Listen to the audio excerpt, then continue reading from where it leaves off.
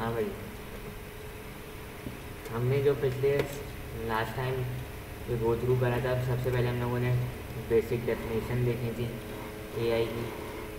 AI का मतलब होती क्या है, क्या कॉन्सेप्ट है। फिर उसके बाद इंटेलिजेंस की कुछ चीज़ें देखी थी। फिर हमने देखा था कि एआई के अंदर जो डोमेन्स हैं, मज़ीद डोमेन कौन कौन सी हैं, वो हम लोगों ने चेक करी। तो थोड़ा सा हिस्ट्री के बारे में देखा था। फिर उसके बाद एक ऐसा एक सिनेरियो देखा था टर्निंग टेस्ट वाला, कि अगर बीच में जैसे वॉल हो और एक ह्यूमन को अगर प्रिडिक्ट करना है कि वहाँ से दूसरी साइड से कौन जवाब दे रहा है, क्या ह्यूमन दे रहा है या एक प्री डिफाइंड आपका या बिल्ट इन कंप्यूटर है वो दे रहा है। और अगर उसने बताने में वो गैस करने में कामयाब नहीं हुआ, तो इन दी एंड के आपका जो पीछे जो बैकएंड पे जो सिस्टम चल रहा है उसकी इंटेलिजेंस जो है ज़्यादा है आपके माइंड से, इसलिए आप उसको प्रेडिक्ट नहीं कर पाए उसके उस पैटर्न को, या कोई उसकी फीचर्स जो थे वो आप उसको एनालाइज नहीं कर पाए। आप समझे कि वो एक नॉर्मल ह्यूमन बीइंग है पीछे। तो उसके बाद हमने कुछ चीज़ें देखी थी कि क्या क्या चीज़ें हो सकती हैं जिसकी तरह एक सिस्टम या एक मशीन जो ह्यूमन की तरह बिहेव कर सकती हैं। तो एनएलपी था, नॉलेज रिप्रेजेंटेशन, और रीजनिंग थी, ऑटोमेटेड मशीन लर्निंग पार्ट थी। अभी तक तो आ जाएंगे।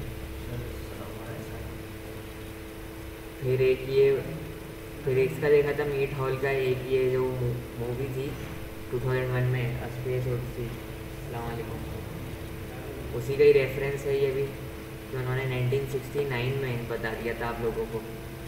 उसमें एक कॉन्सेप्ट दे दिया था एआई का, और उस एआई में जो है उन्होंने उस वक्त की जो मूवी थी उसमें उन्होंने इतनी सारी चीज़ें बता दी थी कि वो आप मशीन किस तरीके से लर्न कर रही होती है। इवन के वो इंसान अगर छुप के भी बात कर रहा था तो वो लिपसिंग से भी देख लेता था कि मतलब वो लोग क्या बातें कर रहे हैं। मशीन इतनी पावरफुल हो गई थी, फिर इन दी एंड मशीन ने जो है उस स्पेसशिप में जो है इंसानों का जीना हराम कर दिया था। तो एक ये थी। उसके बाद फिर आज से जो हम पढ़ेंगे वो एजेंट्स पे पढ़ेंगे, एआई में एजेंट्स क्या होते हैं, और एजेंट्स रेशनल होते हैं, मतलब रेशनलिटी की क्या एग्जाम्पल है, और रेशनलिटी का मेजर करने का क्या मतलब होता है, ये सारी चीज़ें। System that thinks rationality, laws of thought. अब इसमें ये बोल रहा है कि ह्यूमन जो हैं हमेशा रेशनल नहीं होते, मतलब कि ऑलवेज रेशनल नहीं है। रेशनल का मतलब क्या होता है कि लॉजिकली साउंड, जिसकी लॉजिक ज़्यादा अच्छी हो। और तो अगर आप कंप्यूटर से रिलेटेड करो अगर ह्यूमन ब्रेन को, तो कंप्यूटर का जो प्रोसेसिंग पावर है वो ज़्यादा तेज़ है ह्यूमन से। एक जाहिर सी बात है कि कंप्यूटर को बनाने वाला तो इन दी एंड जो है ह्यूमन ही है जिसने बनाया है, लेकिन जो प्रोसेसिंग पावर है, जो तेज़ी से जो टास्क को परफॉर्म कर सकता है, वो आपकी मशीन है, जो आपके उसमें जो प्रोसेसर है और जो रैम है, ये सारी चीज़ें हैं जिसको फास्ट करते हैं, इसको स्पीड अप करते हैं। ऐसे ही ये देखो रेशनलिटी की डेफिनेशन क्या है, the study of mental facilities through the use of computational model. वो ये बोल रहा है कि कंप्यूटेशनल मॉडल के थ्रू जो हो आप मेंटल फैसिलिटीज़ या रेशनलिटी को जो है आप जज करो या उसको आइडेंटिफाई करो। तो एक ये है डेफिनेशन। दूसरी डेफिनेशन क्या है कि study of computation that makes it possible to perceive reason and act, मतलब कि इस तरीके से कंप्यूटेशन परफॉर्म हो कि मशीन या आपके सिस्टम जो है उसको परसीव कर सके, मतलब कि वो डेटा गैदर कर रहा हो। फिर रीज़न और एक्ट मतलब इन दी एंड के फाइनल आउटपुट दे रहा हो। और फाइनल आउटपुट वो कुछ भी हो सकता है कि रिज़ल्ट जो है आपके स्क्रीन पर आ रहा है, ग्राफिकल इंटरफेस पर आ रहा है, या अगर रोबोटिक है तो वो कोई एक्शन परफॉर्म कर रहा है अपने, जैसे मूवमेंट कर रहा है परफॉर्म। अच्छा, ये रेशनल अब एजेंट क्या होते हैं, ये तुम पिछली दफ़ा बोल रहे थे ना कि ये क्या तस्वीर करनी है। ये एक तरीके से समझ लो कि एक रोबोट बनाया हुआ है इन्होंने, और ये क्या है तुम्हारा, ये पूरा इन्वायरमेंट है। अब ये रोबोट क्या कर रहा है, ये इसकी सेंसर है, एक तरीके से इसकी आई समझ लो सेंसर है।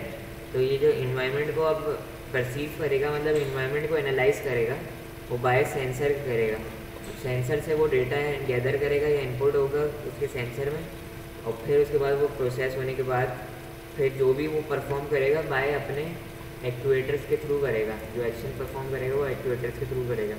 अब एक्चुएटर्स के क्या हो सकते हैं, लेग्स हो गए या हैंड हो गया, उसका जो भी चीज़ है ना, जो उसके पार्ट्स हैं, उसके थ्रू जो भी मूवमेंट परफॉर्म कर रहा है या जो भी रिजल्ट परफॉर्म करेगा वो है। ये एक सिंपल एजेंट की जो है बेसिक वो है, क्या कहते हैं, डायग्राम। और एजेंट में दो चीज़ें होती हैं, एक सेंसर और एक एक्चुएटर्स। सेंसर से क्या करता है, वो इन्वायरमेंट को एनालाइज या परसीव करेगा, और एक्चुएटर से वो आउट परफॉर्म करेगा, फाइनल आउटपुट या एक्शन परफॉर्म करेगा। सही है। रेशनल बिहेवियर देखो वही लिखा हुआ है कि डूइंग राइट थिंग, मतलब काम को सही करना। The right thing that which is expected to maximise goal achievement. मतलब राइट थिंग का मतलब क्या बोल रहे हैं, राइट थिंग मतलब क्या हो सकती है कि जो आपको इन्फॉर्मेशन अवेलेबल है उसके बिहाफ पे मैक्सिमम आउटपुट या जनरेट करे, मैक्सिमम से ज़्यादा ये रिजल्ट अचीव हो जाए। तो ये था rational. System that act rationally. अब ये बता रहे हैं कि रेशनली किस तरीके से सिस्टम एक्ट कर सकता है। अब देखो लॉजिक का मतलब क्या है, ओनली पार्ट जो अभी बताई थी मैंने कि लॉजिक का मतलब क्या है कि only part of a rational agent not all of rationality. मतलब कह रहा है कि सिर्फ रेशनलिटी लॉजिक के अंदर नहीं आती है। अगर आपको सिर्फ लॉजिक को किसी चीज़ से क्या कहते हैं मेजर करना है तो सिर्फ रेशनलिटी नहीं होगी, रेशनलिटी के साथ डोमेन नॉलेज भी होनी चाहिए।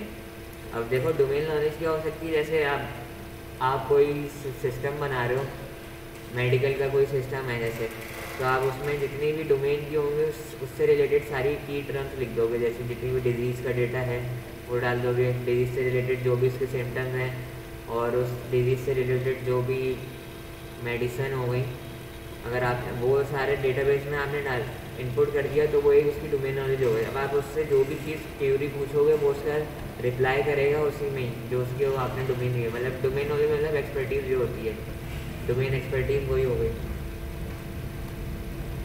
और इसको सिर्फ सिंपल ये बोलते हैं। अब जैसे फर्स्ट ऑफ सबसे अच्छी जो डोमेन नॉलेज मतलब वही है एक्सपर्ट सिस्टम जो आपके होते हैं। इसकी सबसे अच्छी एग्जांपल कौन सी है अभी रियल लाइफ में, जैसे वेब एमडी हो गया आपका।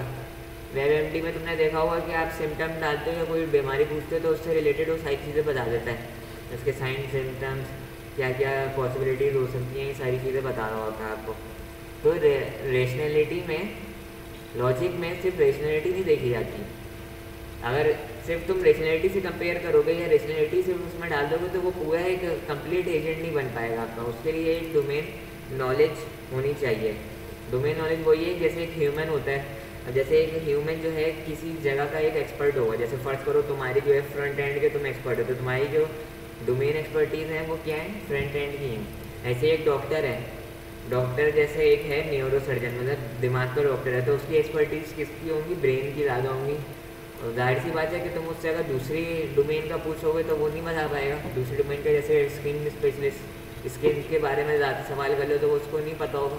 तो यही सारी चीज़ें हैं इसमें भी कि आप इसको ह्यूमन की तरह आप एक अपना एजेंट या एक अपनी मशीन या सिस्टम डेवलप कर रहे हो कि उसको इतना लॉजिकली साउंड कर दो कि वो ह्यूमन के कंपेयर पर आ जाए, कि बिल्कुल जैसे ह्यूमन एक्सपर्टीज़ रखता है किसी एक डोमेन में, तो ऐसे ही। अच्छा, आजकल जो है गूगल, तो तुमने सुना होगा गूगल से हम लोग सवाल करते तो वो जो है जवाब ला कर दे देता है। जैसे मैंने अभी फर्स्ट करो कि मैंने गूगल पे लिखा कि वेदर, या मैं जैसे लिखता हूँ कि ब्रेन, या कोई भी एक डिजीज़ का लिख लेते हैं। जैसे फर्स्ट करो क्या लिखते हैं, जैसे लिखते हैं मसल बिल्डिंग लिख लेते हैं, चलो सही है, ये मैंने लिखा। अब ये जो गूगल का जो सर्च इंजन है ना, ये क्या कर रहा है कि जहाँ पर इसको ये वाला कीवर्ड मिलेगा ना, वो वाले जो है ना सारे वेब पेजेस रिटर्न कर देगा इससे रिलेटेड। तो ये जो है ये सर्चिंग कर रहा होगा, समझ लो एक तुम्हें स्ट्रिंग जो तुमने इसमें दिया हुआ है मसल बिल्डिंग जैसे जैसे है ना रिलेटेड, लेकिन अभी गूगल वाले एक और प्रोजेक्ट पे अपना काम कर रहे हैं, उसका नाम है गूगल ब्रेन। तो वो गूगल ब्रेन किस पर है कि तुम्हारा पूरा प्योर एआई है। एआई के अंदर डीएल पर है पूरा, deep neural network, deep learning पर है पूरा। इसमें क्या होगा कि आप जो भी उससे रिलेट क्वेश्चन करोगे ना, वो डायरेक्ट स्पेसिफिक आंसर देगा उसका कि ये होना चाहिए इसका आंसर। जैसे मैंने पूछा कि कोई ये वाली डिजीज़ हुई है, उसका डायरेक्ट उसका आंसर यही बताएगा कि ये डिजीज़ है तो इसकी ये बिल्कुल प्रोमिनेंट, ये आप दवा खा लें और ये सारी चीज़ें। अभी जो गूगल करता है वो एक्सपेक्टेड रिजल्ट ला के दे रहा होता है, वो सजेशन दे रहा होता है कि ये सजेशन है मेरे, ये इतने सारे मल्टीपल आपको सजेशन दे रहा होता है। अब आपको इसमें खुद सोचना पड़ेगा।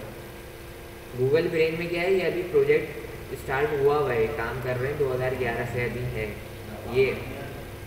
अभी तो हम बात कर रहे थे ना कि एक ऐसा एआई एजेंट बना रहे हैं कि जिसमें डोमेन नॉलेज हो, तो डोमेन नॉलेज अभी स्पेसिफिक नहीं है।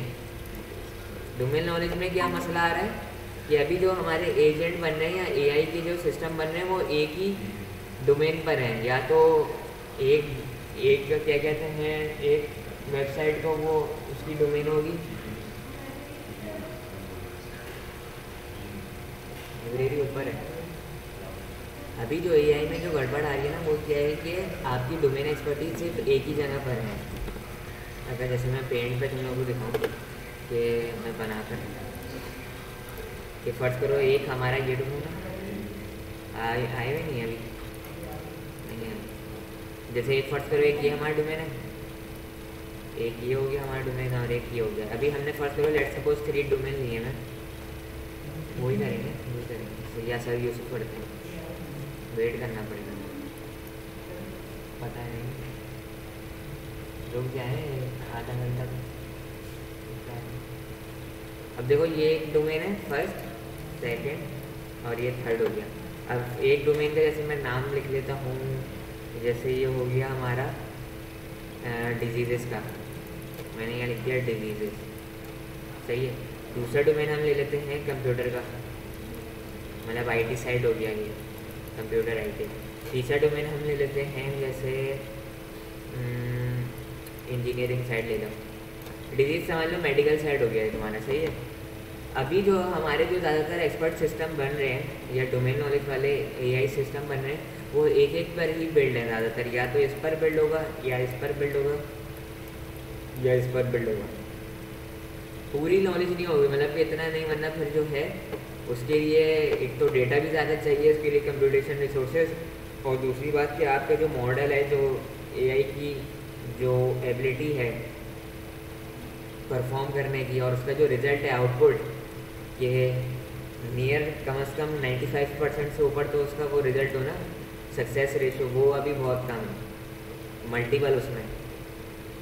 तो गूगल ब्रेन क्या कर रहा है, गूगल ब्रेन यही कर रहा है कि पूरी दुनिया में जितने भी एक्सपर्टीज़ है ना, डोमेन एक्सपर्टीज़, उसको एक जगह पे ब्रेन में ला रहा है वो, तभी उसका नाम रखा है गूगल ब्रेन।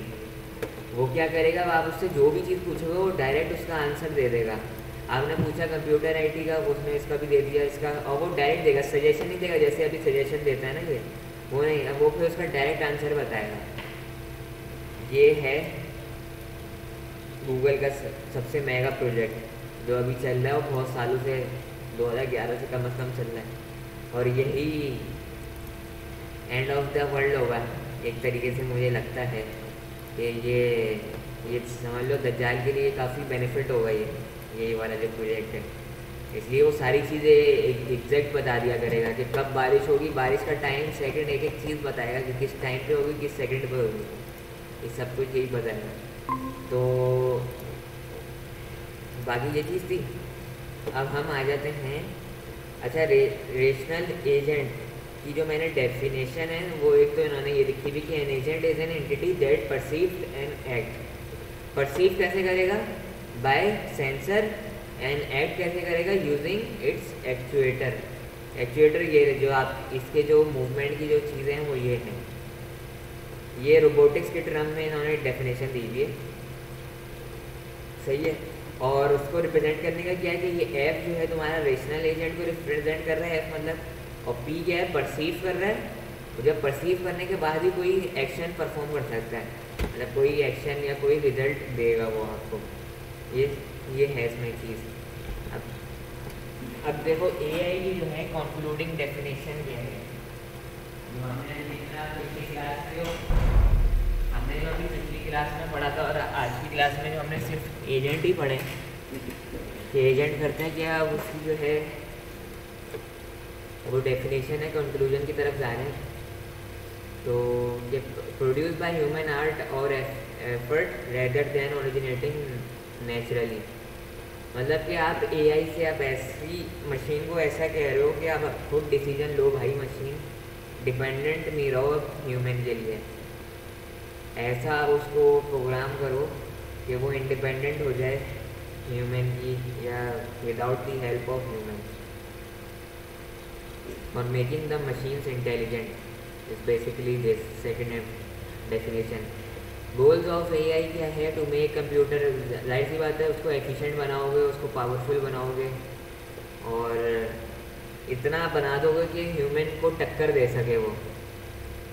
अगर हम तो ऐसी बात, अगर इस तरीके से बात करना चाहो एआई की, अगर बेसिक गोल है क्या है कि ह्यूमन को टक्कर दे सके और ह्यूमन की जो है रिप्लेस कर सके मशीन, ये है सबसे बड़ा गोल। इंडस्ट्रियलाइजेशन का भी तो यही काम हो गया कि ह्यूमन को आपने एलिमिनेट कर दिया, मशीन से काम करा रहे हो, मशीन ज़्यादा प्रोड्यूस कर देती है अपना आउटपुट, ह्यूमन इतनी देर में वो आउटपुट जनरेट नहीं कर पाता, ये कर रहे हो इंडस्ट्रियलाइजेशन।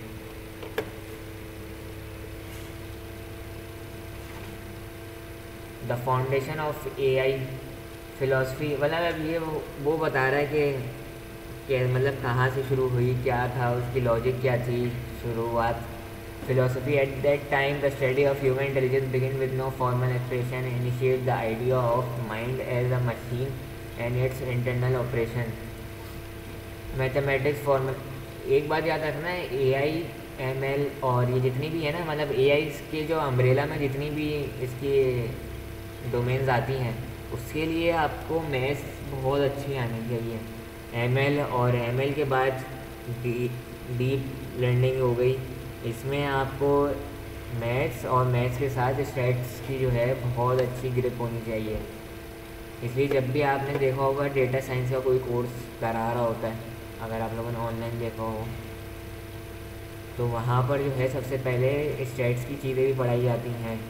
जैसे स्टैट्स में कौन सी हो गई, प्रोबेबिलिटी डिस्ट्रीब्यूशन हो गया, मीन मीडियन मॉड तो वो तो बेसिक होता है, फिर प्रोबेबिलिटी डिस्ट्रीब्यूशन हो गया, बेजियन नेटवर्क हो गया, नाइट बेजियन हो गया, ये सारी चीज़ें ना, हिस्टोग्राम हो गया, ये सारी चीज़ें पता होनी चाहिए, कोरिलेशन। इसलिए इन दी एंड एआई में क्या होता क्या है, मतलब एमएल और डीएल में क्या है, ये पैटर्न फाइंड करना होता है आपको, हिडन पैटर्न जो डेटा में से, हिडन पैटर्न में कोई रिलेशन ही बन रहा होगा ना, यही सारी चीज़ें होती हैं। सम एडवांटेजेस क्या हैं अब एआई के, कि powerful and more useful computer, powerful हो जाएंगे कंप्यूटर, मोर यूज़फुल हो जाएंगे, आउटपुट जनरेट अच्छा होगा उसका। आउटपुट जनरेट कैसे होगा, जब जितना आप उसको डेटा उसको फीड करते जाओगे मशीन में, उतनी ही उसकी एक्यूरेसी, उसकी उतनी परफॉर्मेंस बढ़ती जाएगी। और new and improve interfaces, interface तो मतलब ये यूआई की तरफ चला गया, या रोबोटिक्स है तो रोबोटिक्स का डिज़ाइन की तरफ चला जाओ। सॉल्विंग न्यू प्रॉब्लम, मतलब न्यू प्रॉब्लम मतलब जो भी आपके रियल लाइफ, एआई जो है सबसे ज़्यादा जो है मशहूर इस वजह से भी है कि ये नॉर्मल आजकल जो प्रोजेक्ट बना रहे होते हैं ज़्यादातर लोग क्या बनते हैं, डेवलपर बन जाते हैं, वेब डेवलपर, मोबाइल डेवलपर, ये बन के जो है 50,000 60,000 70,000 रुपये कमा रहे होते हैं, ज़्यादा से ज़्यादा 1 लाख एक्सपीरियंस के बाद कमा रहे हो, ये इनकी इनकम होती है। तो वो क्या होता है, एक नॉर्मली चीज़ है, मतलब एक वेबसाइट बना रहे हो, वेबसाइट से ही सारा काम कर रहे हो। लेकिन अब एआई में क्या है, एआई रोबोटिक्स की तरफ भी चली गई है, रोबोटिक्स को आप कर रहे हो। एआई को आपने अब गाड़ियों में भी इम्प्लीमेंट कर दिया है कि ड्राइवर लेस कार्स जो आ रही हैं, अमेरिका में तो चलती भी हैं, टेस्ला ने इंट्रोड्यूस भी करा दी हैं ड्राइवर लेस कार, वहाँ रोड पे बगैर उसके चल रही होती हैं ड्राइवर के, वही सेंसर के थ्रू चलता है वो। ये सारी चीज़ें हैं। तो इसके बाद कंप्यूटर में आ जाओ तो कंप्यूटर में भी है आपकी ये नहीं है कि ज़रूरी नहीं है कि वेबसाइट में आप डिप्लॉय नहीं कर सकते, एआई मॉडल आप वेबसाइट पे भी डिप्लॉय कर सकते हो, लेकिन पहले ट्रेन कराना, तो ट्रेन के बाद फिर आप डिप्लॉय कर सकते हो वेबसाइट पर, तो फिर वो स्पेशलाइज्ड वेबसाइट बन जाती हैं एआई की। मशीन लर्निंग या डीप लर्निंग की जो है ना वो। और डीप डेटा साइंस का जो है बूम बहुत है पूरी दुनिया में, और उसकी वर्थ और उसकी जो है क्या कहते हैं आपकी इनकम भी बहुत ज़्यादा है और वैल्यू भी बहुत है। और आगे का तो अब दौर पूरा है एआई की तरफ ही शिफ्ट हो रहा है। तो आप रियल लाइफ अगर एग्जाम्पल आपने सॉल्व कर दिया, देखो मैं ये बोलता हूँ कि तुम लोग जो हो ना सारे काम कर सकते हो, कभी अपने आप को अंडर एस्टिमेट नहीं करना कि हम लोग एनईडी के स्टूडेंट नहीं हैं या हम लोग केयू के नहीं है या XYZ जो भी यूनिवर्सिटी है ना उसके नहीं है। देखो एक बात याद रखना कि गूगल या कहीं पे भी तुम जाओगे ना वो ये नहीं देखेंगे कि तुम्हारी डिग्री क्या है। वो डिग्री तो एक तुम्हारे लिए एक बेनिफिट है कि कल को अगर तुम्हारी एक जगह जाके तुम रुक जाओगे तो वो तुम्हारे प्रमोशन के लिए हेल्प करेगी। जैसे अगर अभी तुम्हारे पास डिग्री नहीं है लेकिन तुम्हें काम आता है, स्किल्स आती हैं, तो तुम जा सकते हो ज़्यादा से ज़्यादा सीनियर डेवलपर तक। लेकिन अगर तुम्हारे पास डिग्री है तो तुम आगे टीम लीड पे भी जा सकते हो, टीम लीड से फिर आगे भी परस्यू कर सकते हो। लेकिन जो मेन चीज़ देखी जाती है ना, ये इंटरव्यू तक ले जाने तक के लिए हेल्प करती है ज़्यादातर एक डिग्री, और एक आगे फिर हायर प्रमोशन के लिए। लेकिन जो चीज़ देखी जाती है मेन वो आपकी स्किल्स, यही गूगल भी देखता है आपकी, और भी जो बड़ी बड़ी फर्म्स है ना। तो अपने आप को कभी भी अंडर एस्टिमेट नहीं समझना दूसरे जो हैं यूनिवर्सिटीज़ से कि यार ये लोग जो हैं बड़ा आलिम फाजिल होंगे और ये हो नहीं। वहाँ पे भी क्या है कि वहाँ पर भी टीचर जो हैं खुद इतना नहीं पढ़ाते, खुद ही पढ़ना पड़ता है, लेकिन वहाँ पर स्टूडेंट एफ़र्ट भी ज़्यादा करता है। और जाहिर सी बात है जब भी कोई एफ़र्ट करेगा वो कहीं का भी हो स्टूडेंट, सब्र का वो होता है ना कि एफ़र्ट का फिर जो हो आपको result in the end fruitful ही मिलता है। तो हरकत में बरकत जिसको बोलते हैं वो चीज़ है। तो एक मैं पॉइंट तुम लोगों को दे रहा हूँ, उस पर कभी गौर करना अगर कभी ऐसे ही फारिग बैठे हो ना, कि हमेशा उस प्रोजेक्ट को बनाओ जिस पे काम नहीं हुआ वो, और या जिस पे कोई अभी मसला है काफ़ी। जैसे इंडस्ट्री का पेन तुम जो हो ना जानो, इंडस्ट्री में जो प्रॉब्लम्स आ रही हैं ना वो देखो, उसको अगर तुमने बना लिया ना तो आप रातों रात अरबपति बन जाओगे। इसलिए तुमने देखा होगा कि यूट्यूब जो था 3 लड़कों का FIP था, इससे पहले ये कोई बना हुआ ही नहीं था, ऐसा प्रोजेक्ट नहीं बना हुआ था। जब उन्होंने लॉन्च किया तो गूगल को पसंद आ गया और ऐसी कोई वेबसाइट नहीं थी, गूगल ने उन तीनों को हायर कर लिया। हालांकि इससे पहले वो पेपैल में काम करते थे, गूगल ने उन तीनों को हायर कर लिया और उनको रॉयल्टी भी दे दी। वही उसके वो बन गए थे उस वक्त, क्या कहते हैं, शेयर आज 50% उन तीनों को दे दिए थे। अब फिर उनके तो मज़े आ गए भाई। फिर उन्होंने बाद में फिर थोड़ी पूरा काम करा। ऐसे ही मार्क ज़करबर्ग का भी FIP था वो फेसबुक, उसने भी क्या करा, सिर्फ उसने पहले जब तुमने फेसबुक का हुलिया था वो देख लो, पहले जब नई फेसबुक लॉन्च हुई थी, जब उसका FIP था वो किस तरह का दिखता था दिखने में, और अब देखो कैसा बना दिया। तो वो अकेला था, जाहिर सी बात है अकेला नहीं होगा तो ज़्यादा से ज़्यादा 2 से 3 बंदे थे, तो उन्होंने ऐसा बनाया। लेकिन वो आइडिया जो था ना वो इतना अच्छा लगा वहाँ उस वक्त के लोगों को कि उन्होंने उसके साथ इन्वेस्टमेंट करना शुरू कर दी। और जब उसने उन लोगों ने इन्वेस्टमेंट को शुरू करी तो फिर वो कहाँ से कहाँ है ना कंपनी बन गई, वो कंपनी बन गई और पूरी दुनिया उसको यूज़ करती है। तो यही मैं कह रहा हूँ कि हमेशा ऐसी चीज़ देखो जो इंडस्ट्री में अभी प्रॉब्लम है इंडस्ट्रीज़ को ना, वो चीज़ अगर तुमने बना दी और तुमने फिर वो आइडिया मार्केट में कर दिया। एंटरप्रेन्योर का मतलब क्या होता है, वो यही तो होता है कि वो अपनी चीज़ दिखाता है और उसमें अगर वो चीज़ तुमने दिखा दी, कन्विंस करने में राजी होगा किसी बंदे को, अस्सलाम वालेकुम कैसे, और किसी को अगर इन्वेस्टर को समझ में आ गई तुम्हारी बात और उसने कर दी इन्वेस्टमेंट, फिर तो तुम्हारे मज़े आ जाएंगे भाई। तुम उसमें क्या कहते हैं पैसों में खेलोगे फिर। तो हमेशा ऐसी यूनिक प्रोडक्ट बनाओ, USP जिसको बोलते हैं ना, यूनिक सेलिंग पॉइंट आपकी। अब मार्केट में हर कोई वेबसाइटें बना रहा है, वेबसाइटों के रेट देख लो ना कितने कम हो गए हैं। सबसे ज़्यादा जो वेबसाइट के रेट ख़राब करें वो वर्डप्रेस वालों ने करें, वो डायरेक्ट ड्रैग एंड ड्रॉप करके 5-5 हज़ार 6-6 हज़ार में वेबसाइटें बना रहे होते हैं, ओएलएक्स पे ऐड डाले हैं उन्होंने। तो ये देखो तुम, तो यही चीज़ है, अगर तुम यूनिक चीज़ बनाओगे, यूनिक चीज़ में ये तो है कि एफर्ट ज़्यादा लगेंगी, लेकिन एफर्ट के बाद फिर उसमें रिटर्न जो है ना आपको ज़्यादा मिलेगा। तो एडवांटेजेस ये भी थे कुछ, मैंने अपने पास से भी तुम लोगों को भी बता दिए एडवांटेजेस। उसके बाद थोड़े से डिसएडवांटेज देखें। देखो जाहिर सी बात है कि एआई जो है डेटा पे फीड करती है, जितना ज़्यादा डेटा होगा उतनी ज़्यादा वो फिर डिसीजन पावर उसकी फिर कैपेबिलिटी बढ़ती जाती है। अब डिसएडवांटेज में यही है कि उसकी कॉस्ट बढ़ जाती है एआई मॉडल बनाने के लिए या मशीन डेवलप करने के लिए सिस्टम। जाहिर सी बात है कॉस्ट इंक्रीज़ होगी, उसके लिए आपको अगर आप कोई एमएल की तरफ जा रहे हो या कोई मशीन लर्निंग मॉडल या डीप लर्निंग मॉडल यूज़ कर रहे हो, डीप लर्निंग के लिए तो हैवी कंप्यूटेशन के लिए जीपीयू यूज़ होते हैं।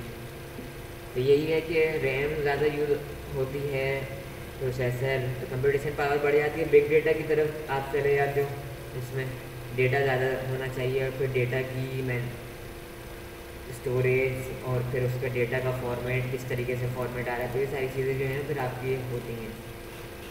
Difficulty with software development slow and expensive. हाँ ये तो बात है कि स्लो होती है इसलिए कि एआई मॉडल को ट्रेन करना इतना आसान नहीं होता, आपको उसकी ट्यूनिंग करनी होती है कि कौन से पैरामीटर पे वो अच्छा रिजल्ट दे रहा है, फिर वो पैरामीटर्स आप सेलेक्ट करते हो कौन से मॉडल पे।